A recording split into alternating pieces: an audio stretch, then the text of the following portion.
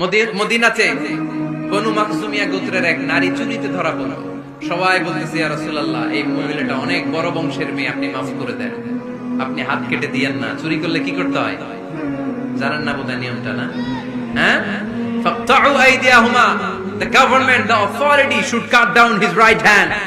চুরি করলে হাত কেটে দাও, এটা ইসলামের বিধান। আল্লাহর হাবিবরা সবাই বললেন, ইয়া রাসূলুল্লাহ, এই মেয়ের হাত কেটে দিয়েন না। আল্লাহর হাবিব সাল্লাল্লাহু আলাইহি ওয়াসাল্লাম বললেন, খবরদার, আল্লাহর বিধানের ক্ষেত্রে আমারে সুপারিশ করার স্পর্ধা দেখিও না। লাউ আন্না ফাতিমাতা বিনতি মুহাম্মাদিন সারাকাত লাকাতা মুহাম্মাদুন ইয়াদাহা।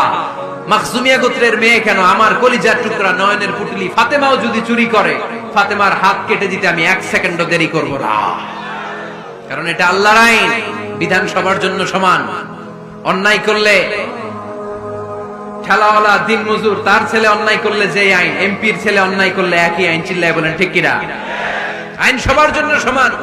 There is no difference between black and white, between upper and lower, between the richer section of the society and poorer section of the society, between the member of the parliament and factory worker, between the president of Bangladesh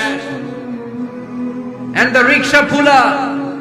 Everyone is totally equal, 100% equal, completely equal in the eyes of Quran, in the eyes of Islam. ইসলামের দৃষ্টিতে সবাই সমান, এখানে আলাদা নাই। সাইয়েদনা ওমরে ফারুকের ছেলে আবু শাহামা নাবিস খেতে যে এটা মদের মতো হয়ে গিয়েছিল। আমর ইবনে আল-আস রাদিয়াল্লাহু তাআলা আনহু উনাকে মদ খাওয়ার শাস্তি দিয়েছিলেন 80 বার। ফিরে যখন আসলো, ওমরে ফারুক বললেন, না, তুমি আমার ছেলে, কেন খাইলা? এজন্য আমার পক্ষ থেকে আরো 80 বার। আইন সবার জন্য সমান। চিল্লায় বলেন ঠিক কিনা? এখানে কোনো ডুপ্লিমেসি করার সুযোগ, পার্সিয়ালিটি করার কোনো সুযোগ, আইন সবার জন্য সমান।